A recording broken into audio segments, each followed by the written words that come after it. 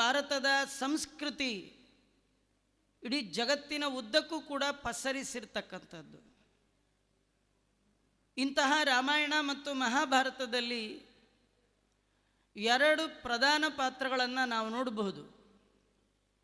ಮಹಾಭಾರತದಲ್ಲಿ ನೋಡುವಾಗ ಪಾಂಡವರು ಮತ್ತು ಕೌರವರು, ಮನುಷ್ಯ ಹೇಗೆ ಇರಬೇಕು ಹೇಗೆ ಇರಬಾರ್ದು, ಅದಕ್ಕೆ ಎರಡು ಪಾತ್ರಗಳನ್ನು ವ್ಯಾಸರು ತಮ್ಮ ಕಥೆಯ ಮೂಲಕ ಇಡೀ ಮನುಕುಲಕ್ಕೆ ಸಂದೇಶವನ್ನು ಕೊಟ್ಟಿದ್ದಾರೆ. ಮಹಾಭಾರತದ ಪ್ರತಿ ಕಥೆಯ ಹಿನ್ನೆಲೆಯಲ್ಲಿ ನಾವು ನಮ್ಮ ಜೀವನದಲ್ಲಿ ಅಳವಡಿಸಿಕೊಳ್ಳಲಿಕ್ಕೆ ಬೇಕಾದಂತಹ ಗುಣಗಳನ್ನು ಅದರ ಒಳಗೆ ತಿಳಿಸಿದ್ದಾರೆ. ಜೀವನದ ಉದ್ದಕ್ಕೆ ಪಾಂಡವರಾಗುವ ಪ್ರಯತ್ನ ಮಾಡಿ, ಆಗದಿದ್ದರೂ ಪರವಾಗಿಲ್ಲ, ಕೌರವರು ಮಾತ್ರ ಆಗಬೇಡಿ, ಪರ ಸ್ತ್ರೀಗೆ ಪರ ಸ್ವತ್ತಿಗೆ ಆಸೆಯನ್ನು ಪಟ್ರಿ ಅಂತಾದರೆ ಅದು ಕೌರವರ ಕಥೆ. ಭಗವಂತನಲ್ಲಿ ಭಕ್ತಿ ಮಾಡಿದ್ರಿ, ದೇವರು ಕೊಟ್ಟಲ್ಲಿ ಬದುಕಿದ್ರಿ ಅಂತಾದರೆ ಅದು ಪಾಂಡವರ ಕಥೆ. ಹೇಗಿರಬೇಕು ಅನ್ಲಿಕ್ಕಾಗಿ ಒಂದು ಪಾತ್ರದ ಪರಿಚಯ ಆದರೆ, ಹೇಗಿರಬಾರ್ದು ಅನ್ನಲಿಕ್ಕೆ ಒಂದು ಪಾತ್ರಗಳ ಪರಿಚಯವನ್ನು ಮಹಾಭಾರತದಲ್ಲಿ ಮಾಡಿಕೊಟ್ರೆ, ರಾಮಾಯಣದಲ್ಲಿ ಹೇಗಿರಬೇಕು ಅನ್ಲಿಕ್ಕೆ ಒಂದು ಪಾತ್ರ, ಅದು ರಾಮನ ಪಾತ್ರ, ಹೇಗಿರಬಾರ್ದು ಅನ್ಲಿಕ್ಕೆ ಒಂದು ಪಾತ್ರ, ಅದು ರಾವಣನ ಪಾತ್ರ. ರಾಮ ಅಂದರೆ ಯಾರು? ಆರಂಭದಲ್ಲೇ ರಾಮಾಯಣದಲ್ಲಿ ಬರುವಂತಹ ಪ್ರಶ್ನೆಯಲ್ಲಿ ಎಲ್ಲ ಗುಣಗಳ ಒಬ್ಬ ಮೂರ್ತಿ, ಎಲ್ಲ ಗುಣಗಳಿಗೆ ಆಶ್ರಯನಾದವ ಯಾರು? ರಾಮ ಅಂದರೆ ಗುಣಗಳ ಮತ್ತೊಂದು ಹೆಸರೇ ರಾಮ ಅಂತೆ. ತಂದೆಗೆ ಮಗನಾಗಿ ಹೇಗಿರಬೇಕು, ತಾಯಿಗೆ ಮಗನಾಗಿ ಹೇಗಿರಬೇಕು, ಹೆಂಡತಿಗೆ ಗಂಡನಾಗಿ ಹೇಗಿರಬೇಕು, ತಮ್ಮನಿಗೆ ಅಣ್ಣನಾಗಿ ಹೇಗಿರಬೇಕು, ಪ್ರಜೆಗಳಿಗೆ ರಂಜಿಸುವ ರಾಜನಾಗಿ ಹೇಗಿರಬೇಕು, ಅದನ್ನು ರಾಮನನ್ನು ನೋಡಿ ಕಲಿಬೇಕು. ಹೇಗಿರಬಾರ್ದು ಅನ್ನಲಿಕ್ಕೆ ಒಂದು ಪಾತ್ರದ ಪರಿಚಯ ಆಗೋದಾದರೆ ಅದು ರಾಮಾಯಣ. ಅದರಲ್ಲಿ ರಾವಣನ ಪಾತ್ರ. ಬೇಕಾದಷ್ಟು ಸಂಪತ್ತಿದ್ದರೂ, ಬೇಕಾದಷ್ಟು ಸ್ತ್ರೀಯರಿದ್ದರೂ, ಬೇಕಾದ ಸುಖಭೋಗಗಳಿದ್ದರೂ ಕೂಡ ಪರಸ್ತ್ರೀ, ಪರಮಾತ್ಮನ ಸ್ತ್ರೀಯನ್ನು ಅಪಹಾರ ಮಾಡುವಂಥ ದುಷ್ಕೃತ್ಯಕ್ಕೆ ಕೈ ಹಾಕಿ ಅಂತಹ ಅಧಪ್ಪತನದ ದಾರಿಯನ್ನು ತುಳಿದ, ಇದು ರಾವಣನ ಕಥೆ ಮಾತ್ರ ಅಲ್ಲ, ರಾವಣನ ಪ್ರವೃತ್ತಿ ಇರುವಂಥ ಎಲ್ಲರಿಗೂ ಆಗುವಂತಹ ದುರ್ಗತಿ, ಅದನ್ನು ರಾಮಾಯಣ ಚಿತ್ರಿಸಿದೆ. ರಾಮಾಯಣ ಅಂದರೆ ಆಚಾರ್ಯರು ತೆಗೆದುಕೊಳ್ಳುವ ರಾಮಾಯಣ ಮೂಲ ರಾಮಾಯಣ ಅಂತ. ಅದು 100 ಕೋಟಿ ಶ್ಲೋಕಾತ್ಮಕವಾದದ್ದು, ಶತಕೋಟಿ ಶ್ಲೋಕಾತ್ಮಕವಾದ ರಾಮಾಯಣ. ಹಯಗ್ರೀವ ರೂಪಿ ಪರಮಾತ್ಮ ಬ್ರಹ್ಮದೇವರಿಗೆ ಉಪದೇಶ ಮಾಡಿರ್ತಕ್ಕಂಥದ್ದು. ಅದು ದೇವರಿಗೆ ಮಾತ್ರ ಹೇಳಲಿಕ್ಕೆ ಸಾಧ್ಯ, ಬ್ರಹ್ಮದೇವರಿಗೆ ಮಾತ್ರ ಕೇಳಲಿಕ್ಕೆ ಸಾಧ್ಯ. ಹೇಳಿದವ ಸರ್ವೋತ್ತಮನಾದ ಭಗವಂತನಾದರೆ, ಕೇಳಿದವ ಜೀವೋತ್ತಮರಾದಂತಹ ಬ್ರಹ್ಮದೇವರು. ಅಲ್ಲಿಯ ಕಥೆಯನ್ನೇ 24,000 ಶ್ಲೋಕಗಳಲ್ಲಿ ವಾಲ್ಮೀಕಿಗಳು ನಮಗೆ ಕೊಟ್ಟಿದ್ದಾರೆ. 7 ಕಾಂಡಗಳಿಂದ ಯುಕ್ತವಾದಂತಹ ಈ ರಾಮಾಯಣದಲ್ಲಿ ಒಂದೊಂದು ಕಾಂಡಕ್ಕೆ ವಾಲ್ಮೀಕಿಗಳು ಒಂದೊಂದು ಹೆಸರಿಡ್ತಾ ಬಂದಾಗ, ಹನುಮಂತನ ಕಥೆ ಬಂದಂತಹ ಕಾಂಡಕ್ಕೆ ಸುಂದರ ಕಾಂಡ ಅಂತಿಟ್ರು. ಯಾವಾಗಲೂ ಕಾವ್ಯ ರಚನೆ ಮಾಡಿದ ಕರ್ತೃವಿಗೆ ತಾನು ಬರೆದ ಎಲ್ಲ ಸಂಗತಿಗಳು ಕೂಡ ಸುಂದರವಾಗಿಯೇ ಇರುತ್ತೆ. ಅಯೋಧ್ಯ ಕಾಂಡ ಇರಲಿ, ಬಾಲಕಾಂಡ ಇರಲಿ, ಕಿಷ್ಕಿಂಧ ಕಾಂಡ ಇರಲಿ, ಯುದ್ಧಕಾಂಡ ಇರಲಿ, ಎಲ್ಲವೂ ಸುಂದರವೇ. ಆದರೆ ಈ ಕಾಂಡಕ್ಕೆ ವಿಶೇಷವಾಗಿ ಸುಂದರಕಾಂಡ ಅಂತ ಇಡಲಿಕ್ಕೆ ಕಾರಣ, ಅದರಲ್ಲಿ ಹನುಮ ಭಗವಂತನಲ್ಲಿ ಮಾಡಿದ ಎತ್ತರದ ಭಕ್ತಿ ಅದರೊಳಗಿದೆ. ಅಂದರೆ ಸುಖಸ್ವರೂಪಿಯಾದ ಭಗವಂತ, ಅವನಲ್ಲಿ ಆದರ ಅಂದರೆ ಭಕ್ತಿ. ಸುಖಸ್ವರೂಪಿಯಾದ ಭಗವಂತನಲ್ಲಿ ಎಂತಹ ಎತ್ತರದ ಭಕ್ತಿಯನ್ನು ಜೀವೋತ್ತಮರಾದ ವಾಯುದೇವರು ಮಾಡಿದ್ದಾರೆ. ಅಂತಹ ವಾಯುದೇವರ ಕಥೆಗಳಿಂದ ಕೂಡಿರ್ತಕ್ಕಂಥದ್ದಾದ ಕಾರಣ ಇದಕ್ಕೆ ಸುಂದರಕಾಂಡ ಅಂತ ವಾಲ್ಮೀಕಿಗಳು ಹೆಸರಿಟ್ಟಿದ್ದಾರೆ. ಇಡೀ ಕಥೆಯ ಸಾರ ಇಷ್ಟೇ. ಸುಂದರನಾದ ರಾಮಚಂದ್ರನ ಹೇಳಿಕೆಯನ್ನು ಸುಂದರನಾದ ಹನುಮಂತ ದೇವರು ಸುಂದರಿಯಾದ ಸ್ತ್ರೀ ಸೀತಾದೇವಿಗೆ ಹೇಳಿದ್ದಾರೆ. ಸುಂದರಿಯಾದ ಸೀತೆಯ ಸುದ್ದಿಯನ್ನು ಸುಂದರನಾದ ರಾಮನಿಗೆ ಸುಂದರರಾದ ಹನುಮಂತ ದೇವರು ತಿಳಿಸಿದ್ದು. ಹಾಗಾಗಿ ಇದಕ್ಕೆ ಸುಂದರಕಾಂಡ ಅಂತ ಹೇಳ್ತಾ ಇದ್ದಾರೆ. ಇದರಲ್ಲಿ ಬರುವ 3 ಜನ ಪ್ರಧಾನರು, ಒಂದು ಸುಂದರನಾದ ರಾಮ, ರಾಮನ ಮಗನಾದ ಸುಂದರ ಮೂರ್ತಿ ಮುಖ್ಯ ಪ್ರಾಣ ಹನುಮಂತ, ಸುಂದರಕ್ಕೆ ಸುಂದರಿಯಾದಂಥ ಜಗತ್ತಿನ ಸುಂದರಿ ರಮಾದೇವಿ ಸೀತಾದೇವಿ, ಅವಳ 3 ಜನದ ಪ್ರಧಾನ ಕತೆ. ಆದ ಕಾರಣ ಇದಕ್ಕೆ ಸುಂದರಕಾಂಡ ಅಂತ ಕರೀತಾ ಇದ್ದಾರೆ. ಕೃಷ್ಣನ ಸನ್ನಿಧಾನ ಅಂದರೆ ಇದು ರಾಮನ ಸನ್ನಿಧಾನವೇ. ಯಾರು ಕೇಳಲಿ ಯಾರು ಬಿಡಲಿ, ಹನುಮನ ಕಥೆಯನ್ನು, ಭೀಮನ ಕಥೆಯನ್ನು, ಆಚಾರ್ಯರ ಮಧ್ವರ ಕಥೆಯನ್ನು ರಾಮಕೃಷ್ಣ ವ್ಯಾಸ ರೂಪದಿಂದ ಭಗವಂತ ಕೇಳಿಯೇ ಕೇಳ್ತಾನಂತ. ಅವನು ಕೇಳ್ತಾನೆ, ಹನುಮನ ಬಗ್ಗೆ ನಾನು ತಿಳ್ಕೊಳ್ಬೇಕು. ಯಾಕೆಂದರೆ ಹನುಮ ಮಾಡಿದ್ದು ಒಂದಲ್ಲ ಎರಡಲ್ಲ. ರಾಮನಿಗೆ ಪಟ್ಟಾಭಿಷೇಕ ಆಯಿತು. ರಾಮನಿಗೆ ಪಟ್ಟಾಭಿಷೇಕ ಆದ ಮೇಲೆ ರಾಮ ಮಾತಾಡುವ ಸಂದರ್ಭದಲ್ಲಿ ಹೇಳ್ತಾ ಇದ್ದಾನೆ, ಹೇ ಹನುಮ, ನಿನ್ನ ಈ 2 ಬಾಹುಬಲದಿಂದಾಗಿಯೇ ನನಗೆ ಎಲ್ಲ ಸಿಕ್ತು. ಲಂಕೆ ಸಿಕ್ಕಲಿಕ್ಕೆ ನೀ ಕಾರಣ, ಸೀತಾ ಸಿಕ್ಕಲಿಕ್ಕೆ ನೀನು ಕಾರಣ, ನನಗೆ ಅಯೋಧ್ಯೆ ಮತ್ತೆ ಸಿಗಲಿಕ್ಕೆ ನೀನು ಕಾರಣ, ನನ್ನ ತಮ್ಮಂದ್ರೆಲ್ಲ ಸಿಗಲಿಕ್ಕೆ ನೀನು ಕಾರಣ, ಲಕ್ಷ್ಮಣ ಸಿಗಲಿಕ್ಕೆ ನೀನು ಕಾರಣ. ನೀನು ಇಲ್ಲ ಅಂತಾಗಿದ್ದರೆ ನೀವು ಯೋಚನೆ ಮಾಡಿ, ರಾಮಾಯಣದಲ್ಲಿ ಎಲ್ಲ ಪಾತ್ರಗಳನ್ನು ಇಟ್ಕೊಂಡು ರಾಮಾಯಣ ಮೈನಸ್ ಹನುಮಂತ ಅಂತೇನಾದರೂ ಮಾಡಿದರೆ ಅದು ಕಿಷ್ಕಿಂಧ ಕಾಂಡಕ್ಕೆ ಕ್ಲೋಸ್ ಆಗಿಬಿಡ್ತಿತ್ತು. ಮುಂದೆ ಸುಂದರಕಾಂಡದಿಂದ ಯಾವ ಕಥೆಯೂ ಇಲ್ಲ. ಹನುಮಂತ ನಿನ್ನ ಬಾಹುಬಲವನ್ನು ನಂಬಿ ಇಷ್ಟೆಲ್ಲವನ್ನು ನಾನು ಪಡೆದೆ ಅಂತ ಭಗವಂತ ಹೇಳ್ತಾನೆ. ತನ್ನ ಭಕ್ತನ ಮಹಿಮೆಯನ್ನು ಹೇಳ್ತಾ ರಾಮಚಂದ್ರ ದೇವರು ಹೇಳ್ತಾರೆ, ಹಾಗಾಗಿ ಹನುಮ, ನಿನ್ನ ಬಗ್ಗೆ ನಾನು ತಿಳ್ಕೊಳ್ಬೇಕು. ನಿನ್ನ ಶಕ್ತಿ ಎಷ್ಟು, ನಿನ್ನ ಪರಾಕ್ರಮ ಎಷ್ಟು. ಯಾಕೆಂದರೆ ನೀನು ಯುದ್ಧರಂಗದಲ್ಲಿ ನೀನು ಮಾಡಿದ ಯುದ್ಧ, ಇಂದ್ರಾದಿ ದೇವತೆಗಳು ಕೂಡ ಅಂಥ ಯುದ್ಧವನ್ನು ಮಾಡಿಲ್ಲ. ಅಂತಹ ಅತ್ಯದ್ಭುತವಾದ ಶಕ್ತಿಯನ್ನು ನೀನು ತೋರಿಸಿದ್ದೀಯಾ, ನಿನ್ನ ಮಹಿಮೆ ತಿಳ್ಕೊಳ್ಬೇಕು ಅಂತ. ಭಗವಂತನಿಗೆ ಭಕ್ತನಾದ ಹನುಮನ ಮಹಿಮೆ ಅಂದರೆ ಬಹಳ ಇಷ್ಟ. ಹನುಮನಿಗೆ ರಾಮನ ಮಹಿಮೆ ಇಷ್ಟ, ರಾಮನಿಗೆ ಹನುಮನ ಮಹಿಮೆ ಇಷ್ಟ. ಹೀಗಾಗಿ ಹನುಮನ ಮಹಿಮೆ ಹೇಳಿದರೆ ರಾಮ ಆನಂದ ಪಡ್ತಾನೆ. ಭಕ್ತರ ಕಥೆಯೇ ಭಗವಂತನ ಕತೆ, ಭಗವಂತನ ಕಥೆಯೇ ಭಕ್ತರ ಕತೆ. ಭಕ್ತರಲ್ಲಿ ಉತ್ತಮರಾಗಿರ್ತಕ್ಕಂಥವರು ಹನುಮಂತ ದೇವರು. ಅವರ ಕಥೆಯಿಂದ ಕೂಡಿರ್ತಕ್ಕಂಥದ್ದು ಈ ಸುಂದರಕಾಂಡ. ಸುಂದರಕಾಂಡ ಆರಂಭ ಆಗೋದು ಕಿಷ್ಕಿಂಧ ಕಾಂಡದ ಕೊನೆಯಿಂದ. ಕಿಷ್ಕಿಂಧ ಕಾಂಡದಲ್ಲಿ ನಮಗೆಲ್ಲ ತಿಳಿದ ಕಥೆ, ಸುಗ್ರೀವ ಎಲ್ಲ ಕಪಿಗಳಿಗೆ ಆಜ್ಞೆ ಮಾಡಿದ್ದಾನೆ. ಎಲ್ಲ ಕಪಿಗಳು ಕೂಡ ಬಂದು ಒಂದು ಕಡೆ ಸೇರಬೇಕು. ಎಲ್ಲ ಕಪಿಗಳು ಸೇರಿದಾಗ ರಾಮ, ಲಕ್ಷ್ಮಣ, ಹನುಮಂತ ಇವರ ಸನ್ನಿಧಾನದಲ್ಲಿ ಕಪಿಗಳ ನಾಯಕನಾದ ಸುಗ್ರೀವ ಹೇಳ್ತಾ ಇದ್ದಾನೆ, ಇನ್ನು 30 ದಿನದ ಒಳಗೆ ಸೀತೆಯ ಸುದ್ದಿಯನ್ನು ತರಬೇಕು. ಯಾರು ಖಾಲಿ ಕೈಯಲ್ಲಿ ಬರ್ತೀರಿ, ಸುದ್ದಿ ತಾರದೆ ಬರ್ತೀರಿ, ಅವರಿಗೆ ಶಿರಶ್ಛೇದನ ಅಂತ. ಇಂತಹ ದೊಡ್ಡ ಆಜ್ಞೆಯನ್ನು ಇವತ್ತು ನಾವು ಪೇಪರಲ್ಲಿ ರಾಮಾಯಣ ನಡೆದಿಲ್ಲ ಅಂತ ಹೇಳೋರು ಕೂಡ ಸುಗ್ರೀವಾಜ್ಞೆ ರಾಮರಾಜ್ಯ ಅನ್ನೋದು 2 ಮಾತ್ರ ಇಟ್ಕೊಂಡಿದ್ದೀವಿ. ಆಗಾಗ ಪೇಪರಲ್ಲಿ ಸುಗ್ರೀವಾಜ್ಞೆ ರಾಮರಾಜ್ಯ ಈ ಕನಸು ಹೀಗೆಲ್ಲ ಬರ್ತಿರುತ್ತೆ. ಸುಗ್ರೀವನ ಆಜ್ಞೆ ಅಂದರೆ ಹೇಗಿತ್ತು ಅನ್ನೋದನ್ನು ನಾವು ವಿಚಾರ ಮಾಡಬಹುದು. ಸುಗ್ರೀವನ ಆಜ್ಞೆಯನ್ನು ಪಡೆದಂತಹ ಎಲ್ಲ ಕಪಿಗಳು ಕೂಡ 4 ದಿಕ್ಕುಗಳಲ್ಲಿ ಹೊರಟಿದ್ದಾರೆ.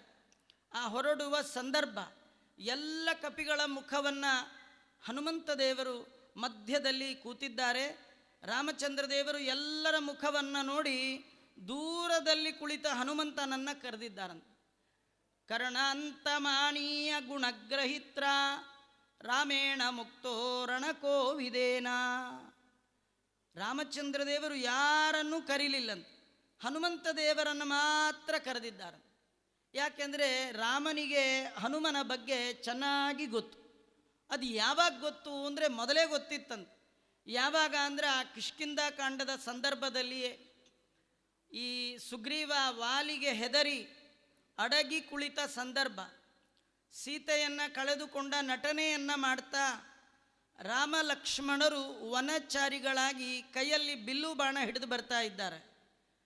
ಆ ಇಬ್ಬರು ಧನುರ್ಧಾರಿಗಳನ್ನು ಕಂಡಂತಹ ಸುಗ್ರೀವ ಬಹಳ ಕಾತುರದಿಂದ ಹನುಮಂತನಿಗೆ ಹೇಳ್ತಾ ಇದ್ದಾನೆ, ಆ ಬಂದಿರೋರಿಬ್ಬರು ವಾಲಿ ಕಡೆನೇ ಇರಬೇಕು, ಅವರ ಆ ದೇಹ ಸೌಷ್ಠವವನ್ನು ನೋಡಿದ್ರೆ ನನ್ನನ್ನು ಹಿಡ್ಕೊಂಡು ಬರಲಿಕ್ಕೋ ನನ್ನನ್ನು ಸಂಹಾರ ಮಾಡಲಿಕ್ಕೋ ವಾಲಿ ತಾನು ಬಾರದೆ ತನ್ನ ಕಡೆ ಜನನ್ನ ಕಳಿಸಿದ್ದಾನೆ, ನನ್ನ ಶಿಕ್ಷೆಗೆ ಇವರಿಬ್ಬರು ಬರ್ತಾ ಇದ್ದಾರೆ ಅಂತ ಅತ್ಯಂತ ಗಾಬರಿ ಪಟ್ಟಿದ್ದಾನೆ. ಆ ಕಾಲಕ್ಕೆ ಹನುಮಂತ ದೇವರು ಹೇಳ್ತಾರೆ, ನೀ ಇಷ್ಟು ಗಾಬರಿ ಆಗಬೇಡ, ನಾನು ನೋಡಿ ಹೇಳ್ತೇನೆ ಅಂಥೇಳಿ ಹನುಮಂತ ದೇವರು ನೋಡಿ ಕೆಳಗಿಳಿದು ಹೇಳ್ತಾ ಇದ್ದಾರೆ, ಆ ಬರ್ತಿರುವ ಇಬ್ಬರು ಅವರು ಶಿಕ್ಷೆ ಮಾಡಲಿಕ್ಕೆ ಬರ್ತಿಲ್ಲ, ನಿನ್ನ ರಕ್ಷೆಗಾಗಿ ಬರ್ತಾ ಇದ್ದಾರೆ. ಅವರು ಶಿಕ್ಷಕರಲ್ಲ, ನಿನ್ನ ರಕ್ಷಕರು. ನಿನ್ನ ರಕ್ಷಕರು ಮಾತ್ರ ಅಲ್ಲ, ಜಗದ್ರಕ್ಷಕರು. ಇಡೀ ಜಗತ್ತಿನಲ್ಲಿರುವಂಥ ದುಷ್ಟರನ್ನು ಸಂಹಾರ ಮಾಡಿ ಸಜ್ಜನರ ರಕ್ಷಣೆಗಾಗಿ ಅವತಾರ ಮಾಡಿರ್ತಕ್ಕಂತಹ ಭಗವಂತ ಅವನೇ ರಾಮ ಅಂತ ರಾಮನ ಬಗ್ಗೆ ಸರಿಯಾಗಿ ತಿಳಿದ ವ್ಯಕ್ತಿ ಜೀವರಾಶಿಗಳಲ್ಲಿ ಹನುಮಂತ ದೇವರು. ಹನುಮಂತನ ಬಗ್ಗೆ ಸರಿಯಾಗಿ ತಿಳಿದವರು ಅಂದರೆ ರಾಮ. ಹನುಮನ ಬಗ್ಗೆ ಪರಿಪೂರ್ಣವಾದಂತಹ ಅರಿವು ಹನುಮನಿಗಿಂತ ಅವರರಾದ ದೇವತೆಗಳಿಗೂ ಇಲ್ಲ. ಹಾಗಾದರೆ ಹನುಮನ ಬಗ್ಗೆ ಸರಿಯಾಗಿ ತಿಳಿದವ ಅಂದರೆ ರಾಮ. ಅಂತಹ ರಾಮನ ಬಳಿಗೆ ಹನುಮಂತ ಹೋಗಿದ್ದಾನೆ.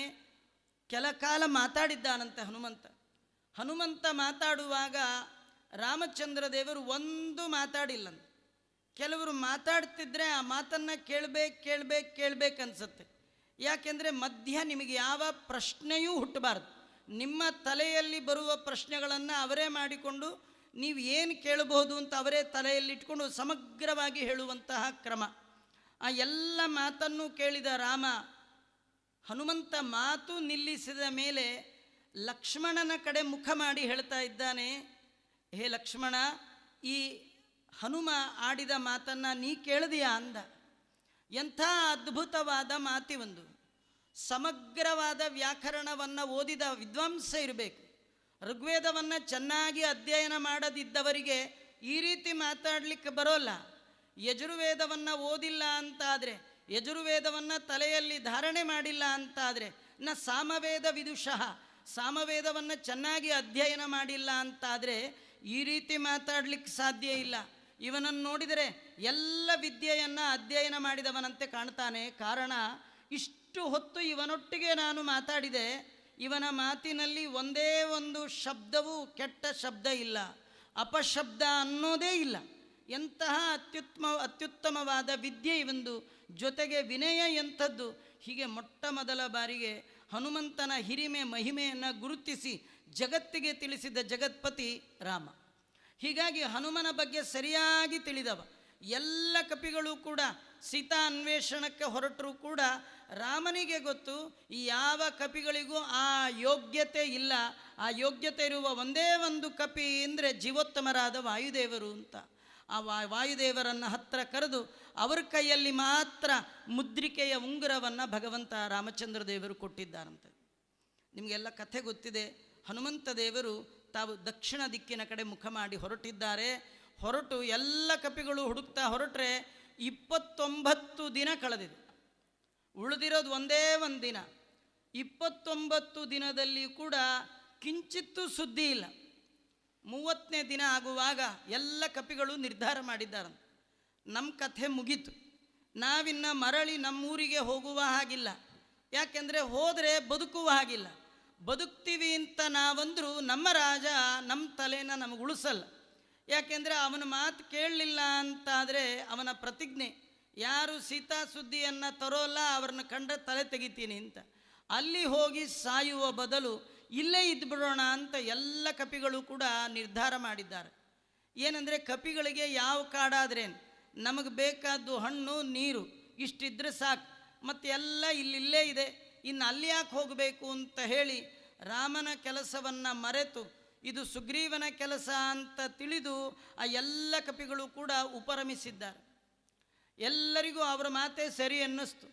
ಆಗ ಹನುಮಂತ ದೇವರು ಹೇಳ್ತಾ ಇದ್ದಾರೆ, ನೀವು ಮಾಡಲ್ಲ ಅಂದರೆ ನಾನು ಬಿಡೋಲ್ಲ ಅಂದರು. ಅದಕ್ಕೆ ಆ ಕಪಿಗಳೆಲ್ಲ ಹೇಳಿದ್ರು, 29 ದಿನ ಮಾಡಲಿಕ್ಕಾಗದ್ದು, ಇನ್ನು ಒಂದು ದಿನದಲ್ಲಿ ಏನು ಮಾಡಲಿಕ್ಕೆ ಸಾಧ್ಯವೇ ಇಲ್ಲ ಅಂತ. ಇದು ಕಪಿಗಳ ಕಥೆ ಅಲ್ಲ, ಇದೆಲ್ಲ ನಮ್ಮದೇ ಕಥೆ.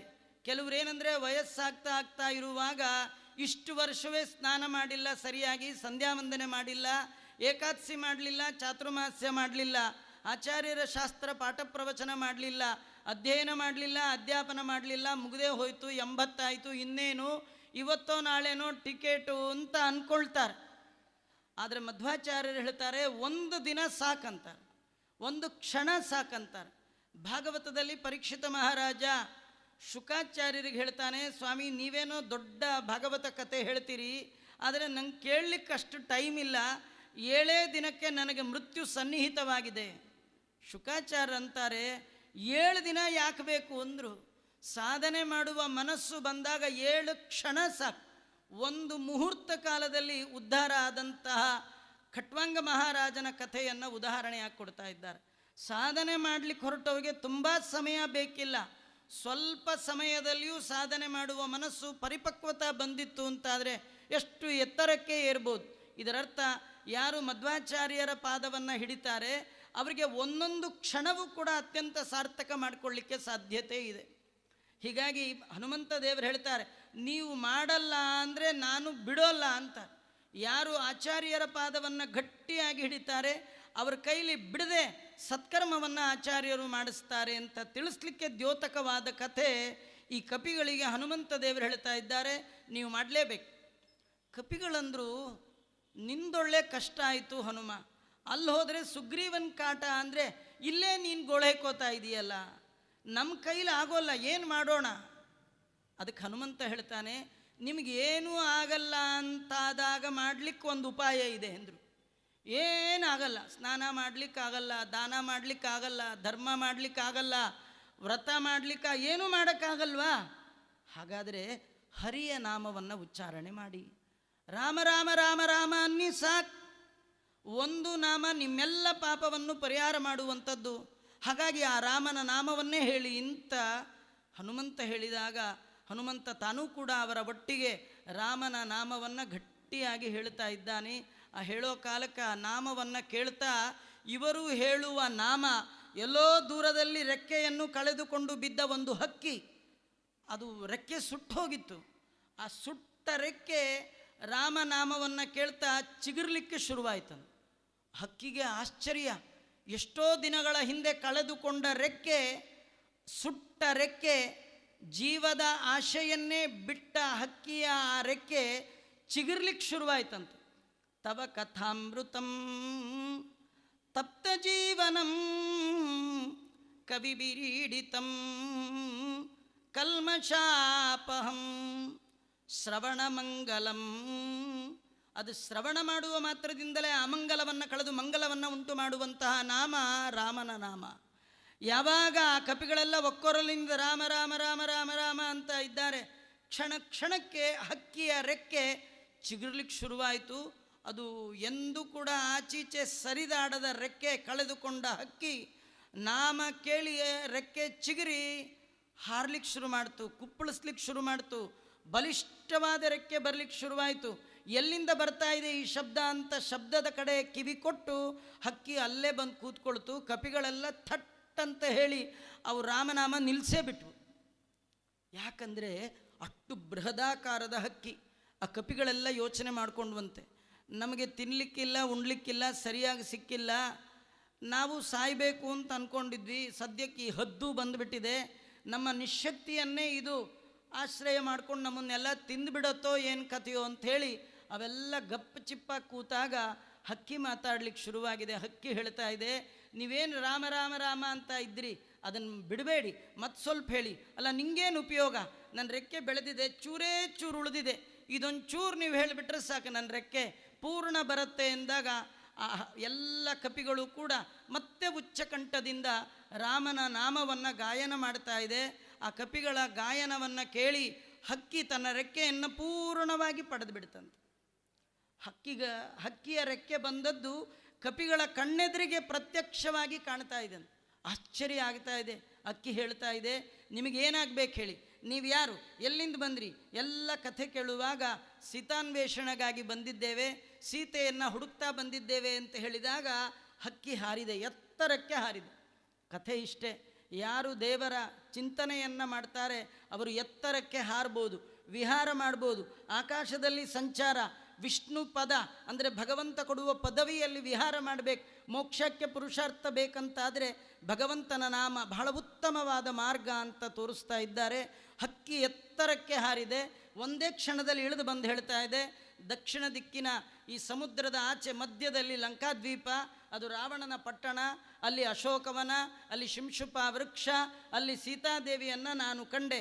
ನೀವು ಹೇಳಿದ ಲಕ್ಷಣದಿಂದ ಕೂಡಿರ್ತಕ್ಕಂಥ ಹೆಣ್ಣು ಮಗಳು ಅಲ್ಲಿದ್ದಾಳೆ ಅಂತ ನೋಡಿ. 29 ದಿನದಲ್ಲಿ ಸಿಗದ ಸುದ್ದಿ ದೇವರ ಅನುಗ್ರಹ ಆದರೆ, ಭಗವಂತನ ನಾಮ ಸಂಕೀರ್ತನೆ ಮಾಡಿದ್ದೇ ಆದರೆ ಒಂದು ಕ್ಷಣಕ್ಕೆ ಸಿಗತ್ತೆ ಅಂತ ತೋರಿಸ್ಲಿಕ್ಕೇನೋ ಎಂಬಂತೆ ಈ ಕಥೆಯನ್ನು ಅಲ್ಲಿ ತೋರಿಸ್ತಾ ಇದ್ದಾರೆ. ಆ ಕಾಲಕ್ಕೆ ಎಲ್ಲ ಕಪಿಗಳಿಗೆ ಆನಂದ ಆಯ್ತು. ಹಾಗಾದರೆ ಹೋಗಿ ಹಿಡದೇ ಬಿಡೋದು, ತಂದೆ ಬಿಡೋದು ಅಂಥೇಳಿ ಎಲ್ಲ ಸಮುದ್ರದ ಬಳಿಗೆ ಹೋಗ್ತಾ ಇದ್ದಾರೆ. ಅಗಾಧವಾದ ಸಮುದ್ರ, 100 ಯೋಜನ ದೂರದ ಮಧ್ಯದಲ್ಲಿ ಲಂಕಾಪಟ್ಟಣ. ಹಾರಬೇಕು ಯಾರು? ಹಾರೋರು ಯಾರು? ಆಗ ಎಲ್ಲ ಕಪಿಗಳು ಕೂಡ ಯಾರ್ಯಾರು ಎಷ್ಟೆಷ್ಟು ಹಾರ್ತೀರಿ, ಹಾರುವ ಕಾರ್ಯಕ್ರಮದಿಂದ ಸುಂದರಕಾಂಡ ಆರಂಭ. ನಿಮ್ಮ ಬಾಳು ಸುಂದರ ಆಗಬೇಕಾದ್ರೆ ಹಾರೋ ಕಾರ್ಯಕ್ರಮ ಇಟ್ಕೋಬೇಕು. ಹಾರೋದು ಅಂದ್ರೆ ಇಲ್ಲಿಂದ ಅಲ್ಲಿಗೆ, ಅಲ್ಲಿಂದ ಇಲ್ಲಿಗೆ ಹಾರೋದಲ್ಲ. ಸಾಧನೆಯ ಸನ್ಮಾರ್ಗ ಶುರು ಮಾಡಿಕೊಂಡ್ರಿ ಅಂತಾದರೆ ಬಾಳು ಸುಂದರ ಆಗುತ್ತೆ. ಒಂದೊಂದೇ ಸಣ್ಣ ಸಣ್ಣ ಧರ್ಮಗಳನ್ನು ಮಾಡ್ತಾ ಮಾಡ್ತಾ ಎತ್ತರಕ್ಕೆ ಹಾರಬೇಕಂತ. ಏನು ಮಾಡದೆ ಕೂತ್ ಕಡೆನೇ ಕೂತಿರ್ತೀವಿ ಅಂತಾದರೆ ಅದು ಬೇರೆ ಪ್ರಾಣಿಗಳಿಗೂ ನಮಗೂ ಏನು ವ್ಯತ್ಯಾಸವೇ ಇಲ್ಲ. ಏನಾದರೂ ಚೂರು ಸಣ್ಣ ಸಣ್ಣ ಧರ್ಮಗಳನ್ನು ಮಾಡ್ತಾ ಎತ್ತರಕ್ಕೆ ಹಾರುವ ಪ್ರಯತ್ನವನ್ನು ಮಾಡಬೇಕು. ಯಾರ್ಯಾರು ಎಷ್ಟೆಷ್ಟು ಸಾಧನೆ ಮಾಡ್ತೀರಿ, ಎಷ್ಟೆಷ್ಟು ಹಾರ್ತೀರಿ ಎನ್ನುವ ಪ್ರಶ್ನೆ ಬಂದಾಗ ಒಂದೊಂದು ಕಪಿ ಒಂದೊಂದು ಉತ್ತರವನ್ನು ಕೊಡ್ತಾ ಇದೆ. ಆದರೆ ಯಾವ ಕಪಿಯೂ ಕೂಡ 100 ಯೋಜನವನ್ನು ಹಾರಿ ಬರುವ ಸಾಮರ್ಥ್ಯವನ್ನು ತೋರಿಸಲೇ ಇಲ್ಲ. ಒಂದು ಕಪಿ 10 ಯೋಜನ ಅಂತು, ಇನ್ನೊಂದು ಕಪಿ 20 ಅಂತು, 30 ಅಂತು. ಅವರವರ ಸಾಧನೆಗೆ ತಕ್ಕಷ್ಟು ಅವರವರಿಗೆ ಫಲ. ಹೀಗಾಗಿ ಅಷ್ಟಷ್ಟು ಹೇಳ್ತಾ ಬರ್ತಾ ಇದೆ. ಆ ಸಂದರ್ಭದಲ್ಲಿ ಯಾವ ಕಪಿಗೂ ಪೂರ್ಣವಾಗಿ ಹಾರಲಿಕ್ಕೆ ಆಗ್ತಾ ಇಲ್ಲ. ಆಗ ಎಲ್ಲರಿಗಿಂತೂ ವಯೋವೃದ್ಧವಾಗಿರ್ತಕ್ಕಂಥ ಒಂದು ಕರಡಿ ಅದು ಎದ್ದಿಂತ್ಕೊಂಡಿದೆ. ಅದು ಹೇಳುತ್ತೆ, ನಾನು 100 ಯೋಜನ ಹಾರ್ತಾ ಇದ್ದೆ, ಒಂದು ಪ್ರಾಬ್ಲಮ್ ಅಂತು, ಅದು ಜಾಂಬುವಂತ, ಎಲ್ಲರಿಗಿಂತಲೂ ಹಿರಿಯ. ಏನು ಪ್ರಾಬ್ಲಮ್ ಅಂದರೆ ಅದು ಹೇಳ್ತಾ ಇದೆ, ನನಗೆ ಮಂಡಿ ನೋವು ಅಂತದ್ದು. ಮಂಡಿ ಯಾಕೆ ನೋವು ಅಂದರೆ ಅದು ನಮ್ಮ ಹಾಗೆ ವಯಸ್ಸಾದಾಗ ಬರುವಂಥ ಮಂಡಿ ನೋವಲ್ಲ. ಅದಕ್ಕೆ ದೇವರ ಸಾಧನೆಯನ್ನು ಮಾಡಿ ಮಾಡಿ ಮಾಡಿ ಮಾಡಿ ದೇಹವನ್ನು ಸವಿಸಿಕೊಂಡದ್ದು. ಅದು ಭಗವಂತ ತ್ರಿವಿಕ್ರಮನಾಗಿ ಬೆಳೆದಾಗ ಅವನು ಬಲಿಯ ಮೇಲೆ ಭಗವಂತ ವಿಜಯವನ್ನು ಸಾಧಿಸಿದ್ದನ್ನು ಡಂಗೂರ ಸಾರಲಿಕ್ಕೆ ಅಂತ ಇದೇ ಜಾಂಬುವಂತ ಹೊರಟನಂತೆ. ನಗಾರಿ ತಗೊಂಡು ಹೊರಡ್ತಾ ಇದ್ದೀನಿ, ಒಂದು ಪ್ರದಕ್ಷಿಣೆನೂ ಮಾಡಿಬಿಡೋಣ ದೇವರಿಗೆ ಅಂಥೇಳಿ ತ್ರಿವಿಕ್ರಮನಾಗಿ ಬೆಳೆದ ವಾಮನ ರೂಪಕ್ಕೆ ಪ್ರದಕ್ಷಿಣೆ ಮಾಡಬೇಕು ಅಂತ ಓಡುವ ಭರದಲ್ಲಿ ಅವರ ಮಂಡಿ ಮೇರು ಪರ್ವತಕ್ಕೆ ತಾಕ್ತಂತೆ. ಮಂಡಿ ಮೇರು ಪರ್ವತಕ್ಕೆ ತಾಕಬೇಕಾದ್ರೆ ಅವರು ಎಷ್ಟು ಎತ್ತರ ಇರಬೇಡ, ಅವರೇ ಅಷ್ಟು ಎತ್ತರ ಆದರೆ ಆ ತ್ರಿವಿಕ್ರಮ ದೇವರು ಇನ್ನೆಷ್ಟು ಎತ್ತರ ಇರಬೇಡ. ಇಂಥ ಅದ್ಭುತವಾದ ಕಥೆಯನ್ನು ಹೇಳ್ತಾ ಆಗ ಸ್ವಲ್ಪ ನಂಗೆ ಮಂಡಿ ನೋವು ಬಂತು, ಇಲ್ಲದೇ ನಾನು 100 ಹಾರ್ತಿದ್ದೆ, ಒಟ್ಟು ಈಗಂತೂ ಹಾರ್ಲಿಕ್ಕಾಗೋಲ್ಲ. ಅಂಗದ ಅಂದ, ಯುವರಾಜ ನಾನು 100 ಹಾರ್ತೇನೆ, ಆದರೆ ವಾಪಸ್ ಬರ್ತೇನೋ ಇಲ್ವೋ ಗೊತ್ತಿಲ್ಲ ಅಂದ. ಇಂಥವ್ರದ್ದು ಪ್ರಯೋಜನ ಇಲ್ಲ. ಎಲ್ಲರೂ ಹೇಳಿ ಆಯ್ತು, ಎಲ್ಲರದು ಬಾಯಿ ಹಾರಾಟ ಆಯಿತೇ ವಿನಃ ಪ್ರಾಕ್ಟಿಕಲ್ ಹಾರಾಟದಲ್ಲಿ ಯಾರ್ದಿಲ್ಲೇ ಇಲ್ಲ. ನಮ್ಮದು ವಾಯುದೇವರ ಅನುಗ್ರಹ, ಭಗವಂತನ ಅನುಗ್ರಹ ಆಗೋವರೆಗೂ ಬರೀ ಬಾಯಲ್ಲಿ ಹಾರಾಟವೇ ವಿನಃ ನಮ್ಮ ಕೈಯಲ್ಲಿ ಯಾವ ಸಾಧನೆ ಆಗೋಲ್ಲ. ನಮ್ಮ ಕಡೆಯಿಂದ ಏನಾದರೂ ಸಾಧನೆ ಆಗಬೇಕಾದ್ರೆ ಜೀವನಿಗೆ 2 ಬಹಳ ಮುಖ್ಯವಾಗಿ ಬೇಕು. ಜೀವ ಏನು ಸಾಧನೆ ಮಾಡಬೇಕಾದ್ರೂ ಸ್ವತಂತ್ರವಾಗಿ ಮಾಡುವ ಯಾವ ಯೋಗ್ಯತೆಯೂ ಇಲ್ಲ. ನಮ್ಮಲ್ಲಿ ನಿಂತ ವಾಯುದೇವರು ಭಗವಂತ ಇಬ್ಬರು ಮಾಡಿಸಿದ್ರೆ ಉಂಟು, ಇಲ್ದಿದ್ರೆ ಇಲ್ಲ. ಹೀಗಾಗಿ ಆ ವಾಯುದೇವರ ಅನುಗ್ರಹ ಆಗಬೇಕು. ಅಲ್ಲೇ ಇದ್ದಂಥ ಜಾಂಬುವಂತನೇ ಮೊದಲಾದ ಎಲ್ಲರೂ ಕೂಡ ವಾಯುದೇವರಲ್ಲಿ ಪ್ರಾರ್ಥನೆ ಮಾಡ್ತಾ ಇದ್ದಾರೆ. ಜಯ ಜಯತು ಜಗತ್ರಾಣ, ಜಗದೊಳಗೆ ಸುತ್ರಾಣ. ಮಾಡಿದರೆ ನೀನು ಮಾಡಬೇಕು, ನೀನು ಬಿಟ್ಟರೆ ಇನ್ಯಾರು ರಾಮನ ಕೆಲಸವನ್ನು ಮಾಡುವ ಯೋಗ್ಯತೆ ಯಾರಿಗಿಲ್ಲ. ಪ್ರಥಮೋ ಹನುಮಾನ್ ನಾಮ, ದ್ವಿತೀಯೋ ಭೀಮಯೇವಚ, ಪೂರ್ಣ ಪ್ರಜ್ಞಸ್ತೃತೀಯಸ್ತು ಭಗವತ್ ಕಾರ್ಯ ಸಾಧಕ. ಭಗವಂತನ ಕಾರ್ಯವನ್ನು ಸಾಧನೆ ಮಾಡಲಿಕ್ಕೆ ಬರುವ ಮಹಾನುಭಾವ ಅಂದರೆ ನೀನು ಮಾತ್ರ. ನಿನ್ನನ್ನು ಬಿಟ್ಟು ಮತ್ತೆ ಯಾರಿಗೂ ಮಾಡಲಿಕ್ಕೆ ಸಾಧ್ಯ ಇಲ್ಲ. ನೀನು ಮಾಡಿ ನಮ್ಮೆಲ್ಲರಿಗೆ ಪ್ರಾಣವನ್ನು ಕೊಡಬೇಕು. ನಿನ್ನ ಕೈಯಲ್ಲಿದೆ ನಮ್ಮೆಲ್ಲರ ಪ್ರಾಣ ಅಂತ ಅಲ್ವಾ. ಇದು ಬರೀ ಆ ಕಪಿಗಳ ಮಾತಲ್ಲ, ನಮ್ಮದು ಎಲ್ಲ ಅದೇ ಮಾತು. ನಮ್ಮ ಪ್ರಾಣ ಎಲ್ಲ ಯಾರ ಕೈಲಿದೆ? ಪ್ರಾಣದೇವರ ಕೈಯಲ್ಲಿದೆ. ಅವನು ಯಾವಾಗಲೂ ನಮ್ಮಲ್ಲಿ ಕೂತು ಅವಿರತವಾದ ಜಪವನ್ನು ಮಾಡ್ತಿರೋದ್ರಿಂದ ನಮಗೆ ಜಗತ್ತಿನಲ್ಲಿ ಮಾನ ಸನ್ಮಾನ, ಹಾಯ್ ಬಾಯ್ ಅಂತ ವಿಶ್ ಮಾಡ್ತಾರೆ. ಇಲ್ಲದೇ ವಿಶ್ ಮಾಡೋರೇ ಇಲ್ಲ. ಕರ್ಣಾಭಿಮಾನಿಗಳು ದೇಹವ ಬಿಡಲು ಕುರುಡ ಕಿವುಡ ಮೂಕ ಎಂದೆನಿಸುವ ಪರಮ ಮುಖ್ಯ ಪ್ರಾಣ ತೊಲಗಲು ಆ ದೇಹವನ್ನು ಅರಿತು ಪೆಣವೆಂದು ಪೇಳುವರು. ಕಣ್ಣು ಚೆನ್ನಾಗಿದೆ, ಕಿವಿ ಚೆನ್ನಾಗಿದೆ, ಎಲ್ಲ ಓಕೆ, ಪ್ರಾಣದೇವರು ಇಲ್ಲ ಅಂದ ತಕ್ಷಣ ಇವನ ಮನೆಯಲ್ಲಿ ಯಾಕೆ ಅಂತ ಆಚೆ ಹಾಕ್ಬಿಡ್ತಾರೆ. ಪ್ರಾಣದೇವರು ಇರುವ ತನಕ ಮಾತ್ರ ನಮ್ಮೆಲ್ಲ ಸಾಧನ. ಪ್ರಾಣದೇವರಿಲ್ಲ ಅಂದರೆ ಯಾವ ಸಾಧನೆಯೂ ಇಲ್ಲ. ಹಾಗಾದ್ರೆ ನಮಗೂ ಏನಾದ್ರು ಸಾಧನೆ ಆಗಬೇಕು. ಹಾಗಾದರೆ ವಾಯುದೇವರಲ್ಲಿ ಪ್ರಾರ್ಥನೆ ಮಾಡೋಣ ಅಂತ ಕೇಳಿಕೊಂಡಾಗ ಹನುಮಂತ ದೇವರಂತಾರಂತೆ, ನಾನು ನೀವೆಲ್ಲ ಹಾರು ಅಂದರೆ ಹಾರ್ತೀನಿ ಅಂದ್ರಂತೆ. ನೀವೆಲ್ಲ ಹಾರು ಅಂದರೆ ಹಾರ್ತೇನೆ, ಇಲ್ಲದೇ ಇದ್ರೆ ಹಾರಲ್ಲ. ಅಂದರೆ ಹನುಮಂತನಿಗೆ ಆಗಬೇಕಾದ ಏನಿಲ್ಲ. ಆದರೆ ಭಕ್ತರ ಪ್ರಾರ್ಥನೆ ನಾವು ನೋಡ್ತೀವಿ. ಆಚಾರ್ಯರಾಗಿ ಭೂಮಿಯಲ್ಲಿ ಬರುವಾಗ ಎರಡು ಮುಖ್ಯ ಕಾರಣ. ಒಂದು ಭಗವಂತನ ಆಜ್ಞೆ ಮತ್ತು ವಾಯುದೇವರ ಭಕ್ತರಾದ ದೇವತೆಗಳ ಪ್ರಾರ್ಥನೆ. ಪ್ರಾರ್ಥನೆಯನ್ನು ಹಾರದಂತೆ ಆಜ್ಞೆಯನ್ನು ಶಿರೋರತ್ನದಂತೆ ಇಟ್ಟು ಭೂಮಿಯಲ್ಲಿ ಅವತಾರ ಮಾಡಿ ಸಜ್ಜನರಿಗೆ ತತ್ವಶಾಸ್ತ್ರದ ಗ್ರಂಥಗಳ ಉಪಕಾರವನ್ನು ಮಾಡಿದ ಮಹಾನುಭಾವರು ಆಚಾರ್ಯರಲ್ಲ. ಹಾಗೆ ಹನುಮಂತ ದೇವರು ಹೇಳ್ತಾರೆ, ನೀವೆಲ್ಲ ಹಾರು ಅಂದರೆ ಹಾರ್ತೇನೆ. ಅಲ್ಲ, ಯಾಕೆ ನೀವೇ ಹಾರಬಾರ್ದ? ಹನುಮಂತ ದೇವರಿಗೆ ಚೆನ್ನಾಗಿ ಗೊತ್ತಿರೋ ವಿಷಯ ಏನು ಗೊತ್ತಾ? ರಾಮ ಸೀತೆನ ಕಳ್ಕೊಂಡೇ ಇಲ್ಲ ಅಂತ ಅವ್ರಿಗೆ ಚೆನ್ನಾಗಿ ಗೊತ್ತು. ಅದಕ್ಕೆ ಹಾರೋದು ಗಿರೋದು ಎಲ್ಲ ನಾಟಕ. ನಿಮಗೆ ಬೇಕಾ ಹಾರ್ತೇನೆ ಅಂಥೇಳಿ ಆ ಎಲ್ಲ ಕಪಿಗಳನ್ನು ಕೇಳಿದಾಗ ಕಪಿಗಳು ಹೇಳ್ತಾ ಇದ್ದಾರೆ, ನಮ್ಮ ಪ್ರಾಣ ಎಲ್ಲ ನಿನ್ನ ಕೈಯಲ್ಲೇ ಇದೆ ಹನುಮ, ಹಾರು ಅಂತ. ನಾನು ಸಿದ್ಧ ಅಂತ ಹನುಮಂತ ದೇವರು ಬೆಳೆದು ಹಾರಲಿಕ್ಕೆ ಶುರು ಮಾಡಿದ್ರು. ಆಗ ಸುಂದರಕಾಂಡ ಆರಂಭ. ಹಾರುವ ಮುನ್ನ ಕಪಿ ಆಡಿದ ಮಾತು ಬಹಳ ಸುಂದರ. ಅದಕ್ಕೆ ಆ ಕಾಂಡಕ್ಕೆ ಸುಂದರಕಾಂಡ ಅಂತ ಹೆಸರು ಬಂತಂತೆ. ಹನುಮಂತ ದೇವರು ಹಾರಲಿಕ್ಕೆ ಅಂತ ನಿಂತಿದ್ದಾರೆ. ಒಂದು ಕಪಿ ಕೇಳ್ತಂತೆ, ಹನುಮಂತ ನೀ ಏನೋ ಹಾರ್ತೀಯ, ಆದರೆ ಅಲ್ಲಿ ಸೀತೆನೇ ಇಲ್ಲದೆ ಇದ್ರಿ ಏನು ಮಾಡ್ತೀಯ? ಇಲ್ಲಿಂದ ಏನೋ ಬಾರಿ ಹೋಗಿ ಏನೋ ಕೆಲಸ ಮಾಡ್ತೀನಿ ಅಂತ ಹೋಗಿ ಅಲ್ಲಿ ಖಾಲಿ ಕೈಯಲ್ಲಿ ಬಂದರೆ ಏನು ಮಾಡೋದು? ಹನುಮಂತ ದೇವರಂತಾರೆ, ಹಾಗೆಲ್ಲ ಸಾಧ್ಯವೇ ಇಲ್ಲ. ನಾನು ಏನು ಮಾಡ್ತೀನಿ ಅಂದರೆ ಯಶ್ಯಾಮಿ ಸಹ ಸೀತೆಯ ಸರ್ವತಾ ಕೃತಕೃತ್ಯೋಹಂ. ಖಂಡಿತವಾಗಿ ನಾ ಹೇಳಿದ ಕೆಲಸ ಮಾಡಿಯೇ ಮಾಡ್ತೀನಿ. ಸೀತಾದೇವಿಯನ್ನು ಕರ್ಕೊಂಡೇ ಬರ್ತೀನಿ. ಅಲ್ಲ, ಸೀತಾದೇವಿ ಅಲ್ಲಿರಲಿಲ್ಲ, ಇಲ್ಲದೇ ಇದ್ದರೂ ಪರವಾಗಿಲ್ಲ. ರಾವಣನಿಂದ ಸಮೇತವಾದ ಲಂಕಾಪಟ್ಟಣವನ್ನೇ ಕಿತ್ತು ತಂದು ರಾಮನ ಪಾದಕ್ಕಿಡ್ತೇನೆ. ನೋಡಿ ಇಲ್ಲೆಲ್ಲಿ ಸೀತಾ ಹುಡುಕು ಅಂಥೇಳಿ ರಾಮನ ಪಾದಕ್ಕೆ ಖಾಲಿ ಕೈಯಲ್ಲಂತೂ ಬರಲ್ಲ. ಈ ಕಥೆ ಒಳಗೆ ನಮ್ಮೆಲ್ಲರಿಗೆ ಒಂದು ಕಥೆ ಇದೆ. ಇದು ಓವರ್ ಕಾನ್ಫಿಡೆನ್ಸ್ ಅಲ್ವಾ? ಹೀಗಿರಬಾರ್ದಲ್ವಾ? ಮಾಡೇ ಮಾಡ್ತೀನಿ, ನಾನು ನೋಡೇ ಬಿಡ್ತೀನಿ, ಹಾಗೆ ಹೀಗೆ. ಹನುಮಂತ ದೇವರ ಭಾವನೆಯಲ್ಲಿ, ಮಾತಿನಲ್ಲಿ ಆ ಭಾವನೆ ಇಲ್ಲ. ಹನುಮಂತ ದೇವರಂತ ಇದ್ದಾರೆ, ನಾನು ಹೋಗ್ತೀನಿ, ನಾನು ಮಾಡ್ತೀನಿ ಅಂತಾದಾಗ ಮಾತ್ರ ಆ ಕಾರ್ಯದಲ್ಲಿ ಯಶಸ್ವಿಯೋ ಆಗಲ್ವೋ ಇದು ಯೋಚನೆ ಬರುತ್ತೆ. ದೇವರು ಮಾಡಿಸ್ತಾ ಇದ್ದಾನೆ ಅಂತ ಯಾರು ಹೊಡ್ತಾರೆ ಎಲ್ಲ ಜಯ ಅಂತ.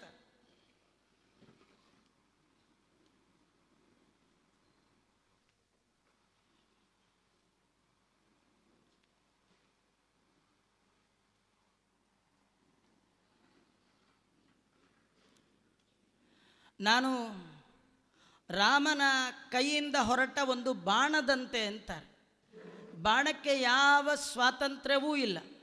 ಬಿಡುವ ವ್ಯಕ್ತಿಯ ಶಕ್ತಿಯನ್ನು ಆಧರಿಸಿಕೊಂಡು ಬಾಣ ಹೋಗುತ್ತೆ. ರಾಮ ಬಿಟ್ಟ ಬಾಣ ಎಂದಾದರೂ ವ್ಯರ್ಥ ಆಯ್ತಾ ಅಂತಾರೆ. ಹೇಗೆ ರಾಮ ತನ್ನ ಕಿವಿಯ ತನಕ ಸೆಳೆದು ಒಂದು ಬಾಣವನ್ನು ಬಿಟ್ಟರೆ ಅದು ಹೇಗೆ ಖಂಡಿತವಾಗಿ ಗುರಿ ತಲುಪಿ ಯಶಸ್ವಿಯಾಗತ್ತೋ ಹಾಗೆ ನಾನು ಅಂತಾರೆ. ಇದು ಈ ಕಥೆಯ ಹಿನ್ನೆಲೆಯಲ್ಲಿ ಹನುಮಂತ ದೇವರು ನಮಗೆಲ್ಲ ಪಾಠವನ್ನು ಹೇಳ್ತಾರೆ. ನೀವು ಅಷ್ಟೇ, ಏನು ಮಾಡುವಾಗ ನಾನು ಮಾಡ್ತೇನೆ ಅನ್ಬೇಡಿ. ಭಗವಂತನ ಪ್ರೇರಣೆಯಿಂದ, ಭಗವಂತನ ಪ್ರೀತಿಗಾಗಿ, ಭಗವಂತನ ಸ್ಮರಣೆಯೊಂದಿಗೆ ಭಗವಂತನಿಗೆ ಅರ್ಪಿಸುವ ಸಲುವಾಗಿ ಕರ್ಮ ಮಾಡ್ತೇನೆ ಅಂತ ಶುರು ಮಾಡಿ ನೀವು ಮಾಡುವ ಸಕಲ ಕರ್ಮಗಳಲ್ಲಿ ಯಶಸ್ವಿ. ಮಾಡುವ ಕರ್ಮ ಆಗಬೇಕಾದ್ರೆ 3 ಪ್ರಧಾನ ಅಂಶಗಳು ಬಹಳ ಮುಖ್ಯ. ಒಂದು, ಉತ್ತಮವಾದ ಪ್ರಯತ್ನ ಬೇಕು. ಎರಡನೇದು, ಆ ಕೆಲಸ ಸಾಧನೆ ಮಾಡಲಿಕ್ಕೆ ಬೇಕಾದ ಯೋಗ್ಯತೆ ಬೇಕು. ಯೋಗ್ಯತೆ ಇದೆ, ಪ್ರಯತ್ನ ಇಲ್ಲ, ಫೇಲ್. ಪ್ರಯತ್ನ ಮಾಡ್ತೀರಿ, ಯೋಗ್ಯತೆ ಇಲ್ಲ, ಫೇಲ್. ಪ್ರಯತ್ನನೂ ಮಾಡ್ತೀರಿ, ಯೋಗ್ಯತೆಯೂ ಇದೆ, ಫೇಲ್ ಆಗತ್ತೆ. ಮೂರನೇದು ಬಹಳ ಮುಖ್ಯ, ಅದು ಭಗವಂತನ ಅನುಗ್ರಹ. ದೇವರ ಅನುಗ್ರಹ ವಾಯುದೇವರಿಗಿಂತ ಯಾರಿಗಿದೆ ರೀ? ವಾಯುದೇವರ ಯೋಗ್ಯತೆ ಭಾರೀ ಯೋಗ್ಯತೆ, ಅದಕ್ಕೆ ಒಳ್ಳೆ ಪ್ರಯತ್ನ. ಹಾಗಾಗಿ ನನ್ನ ಕೆಲಸದಲ್ಲಿ ನಾನು ಖಂಡಿತವಾಗಿ ಯಶಸ್ವಿ ಆಗೇ ಆಗ್ತೀನಿ ಎನ್ನುವಂಥದ್ದು. ಹೀಗಾಗಿ ಸಜ್ಜನರು ತಾವು ಮಾಡುವ ಕರ್ಮದ ಹಿನ್ನೆಲೆಯಲ್ಲಿ ಇರಬೇಕಾದದ್ದನ್ನು ತಿಳಿಸ್ಕೊಡ್ತಾ, ಭಗವಂತನ ಪ್ರಜ್ಞೆಯೊಂದಿಗೆ ಸಕಲ ಕರ್ಮ ಮಾಡಬೇಕು. ದೇವರನ್ನು ಮರೆತು ಮಾಡುವ ಎಲ್ಲ ಕರ್ಮಗಳು ಪಾಪವನ್ನೇ ತಂದುಕೊಡುತ್ತೆ. ದೇವರ ನೆನಪಿನೊಂದಿಗೆ ಮಾಡುವ ಎಲ್ಲ ಕರ್ಮಗಳು ಕೂಡ ಪುಣ್ಯವನ್ನೇ ತಂದುಕೊಡುತ್ತೆ. ನಾನು ದೇವರನ್ನು ಮರೆತು, ರಾಮನನ್ನು ಮರೆತು ಏನನ್ನೂ ಮಾಡೋಲ್ಲ. ಈಗ ನಾನು ಹೋಗ್ತಿರೋದು ಸ್ವತಂತ್ರವಾಗಿ ಹೋಗ್ತಿಲ್ಲ.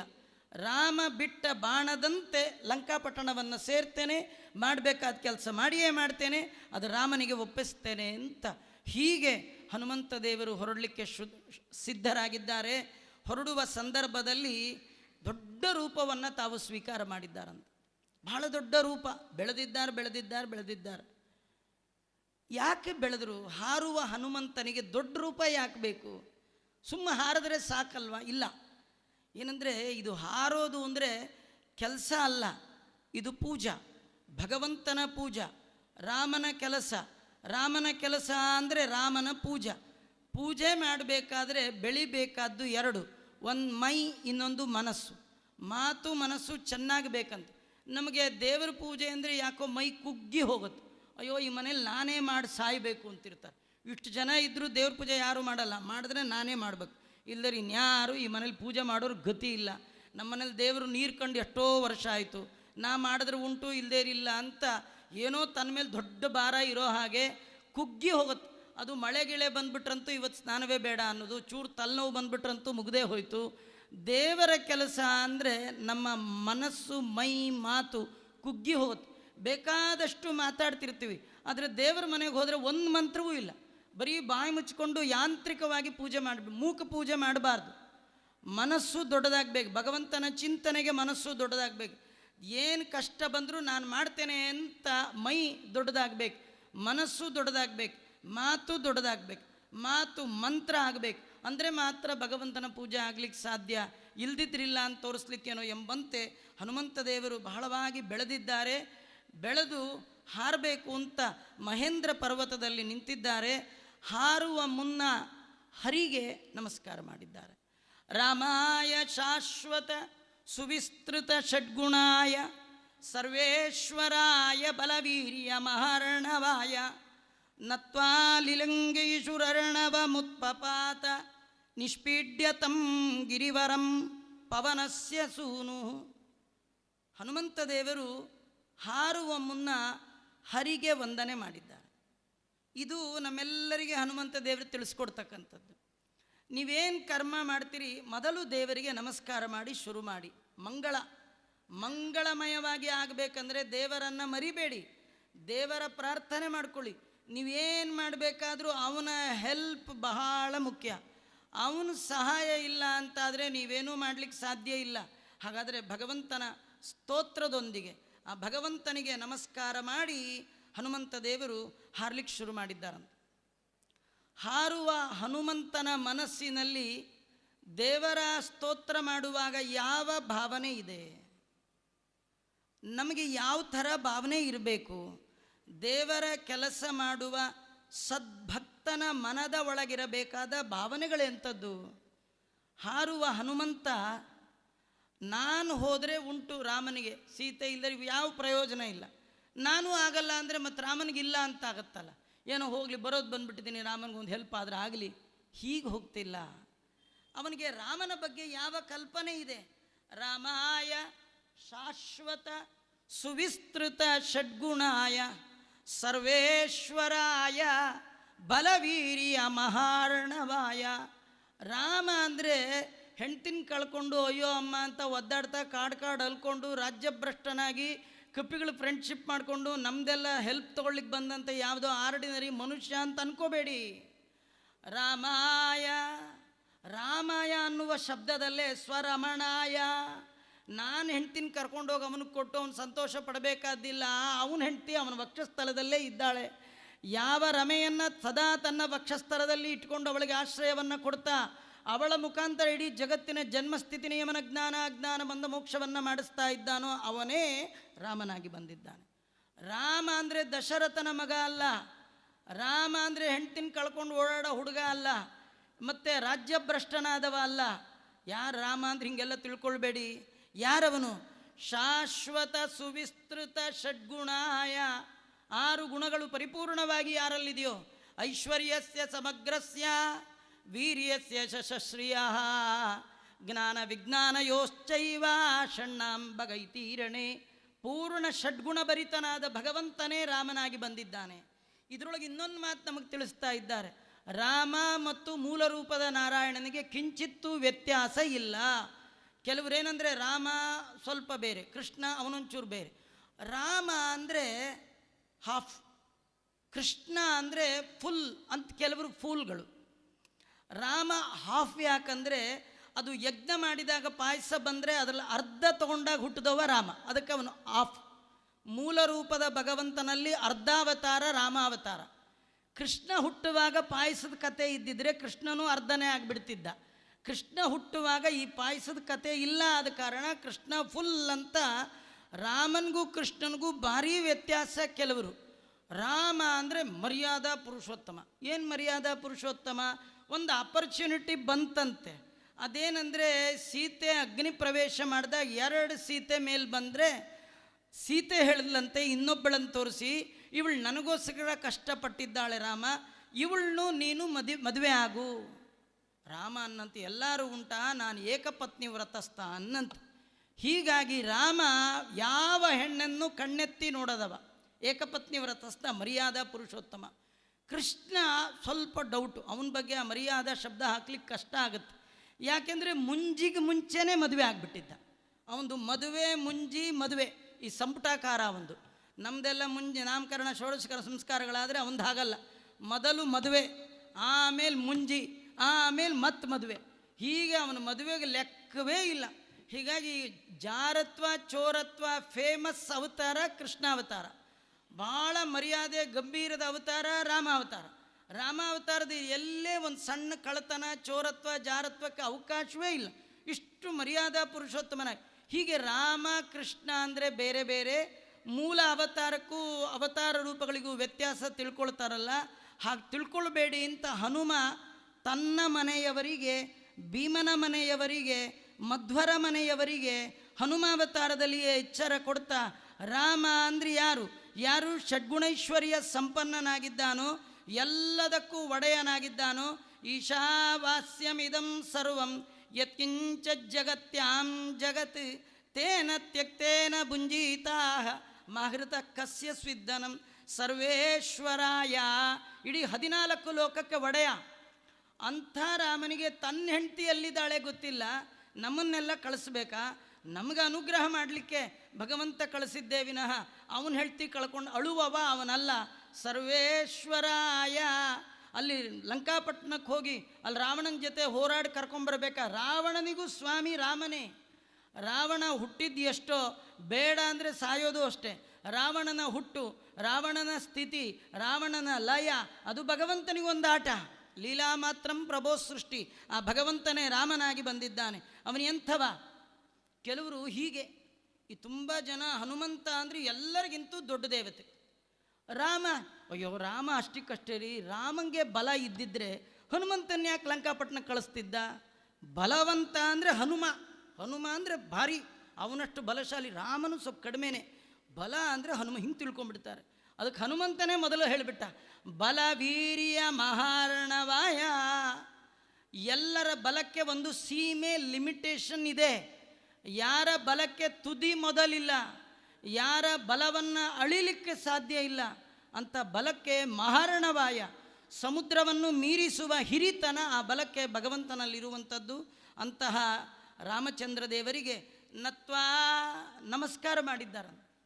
ನೋಡಿ, ನೀವು ದೇವರಿಗೆ ನಮಸ್ಕಾರ ಮಾಡಿ ಯಾವ ಕೆಲಸ ಮಾಡಿ. ಹನುಮಂತ ದೇವರು ಗಂಟೆ ಬಾರಿಸ್ಕೊಂಡು ನದಿ ತೀರದ ಸಮುದ್ರ ಸಾಲಿಗ್ರಾಮ ಬಿಚ್ಚಿಟ್ಕೊಂಡು ಪೂಜೆ ಮಾಡುವ ನಮಸ್ಕಾರ ಮಾಡಿದ್ದಲ್ಲ, ಸಮುದ್ರ ಹಾರುವಾಗ ನಮಸ್ಕಾರ ಮಾಡ್ತಾ ಇದ್ದಾರೆ.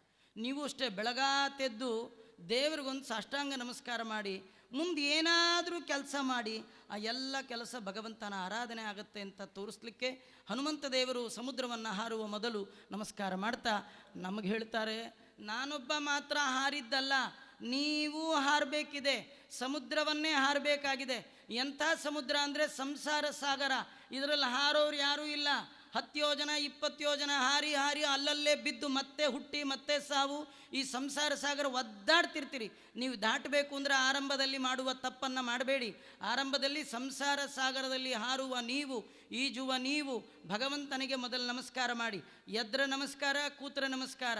ಭಗವಂತನ ಮಹಿಮೆಯನ್ನು ತಲೆಯಲ್ಲಿ ಸದಾ ಚಿಂತನೆ ಮಾಡ್ತಾ ಮಾಡುವ ಸಕಲ ಕರ್ಮಗಳನ್ನು ಭಗವಂತನಿಗೆ ಅರ್ಪಣೆ ಮಾಡಿದಾಗ ಮಾತ್ರ ಈ ಸಂಸಾರ ಸಾಗರವನ್ನು ಅನಾಯಾಸವಾಗಿ ದಾಟಬಹುದು ಅಂತ ತೋರಿಸ್ಲಿಕ್ಕೆ ರಾಮಾಯ ನತ್ವ, ಆ ರಾಮಚಂದ್ರ ಮಹಾಪ್ರಭುವಿಗೆ ನಮಸ್ಕಾರ ಮಾಡಿ ಹನುಮಂತ ದೇವರು ಸಾಗರವನ್ನು ಹಾರಲಿಕ್ಕೆ ಶುರು ಮಾಡಿದ್ದಾರೆ. ಹೇಗೆ ಹಾರಿದ್ರು, ಏನು ನಡೀತು ಎಲ್ಲ ಮತ್ತೆ ನೋಡೋಣ ಅಂತ ಹೇಳ್ತಾ ಶ್ರೀಕೃಷ್ಣಾರ್ಪಣಮಸ್ತು. ಸರ್ವೇಂದ್ರಿಯ ಪ್ರೇರಕೇಣ ಶ್ರೀ ಪ್ರಾಣಪತಿನೇರಿತಃ ಯದವೋಚ ಮಹಂತೇನ ಪ್ರಿಯತಾಂ ಕಮಲಾಲಯ ಮಧ್ವೇಶಾರ್ಪಣಮಸ್ತು. ಕೃಷ್ಣ.